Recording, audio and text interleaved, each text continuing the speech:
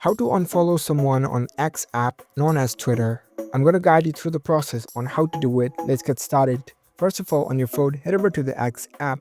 After you're in the app, make sure that you are logged in with your account. Once you are logged in, you will see this kind of app interface. Now, in order to unfollow someone on the X app, you need to head over to their profile first.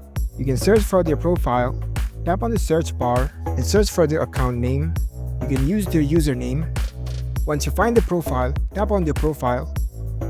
Now that you're in the profile page, if you have already followed this account before, over here you'll see the following button.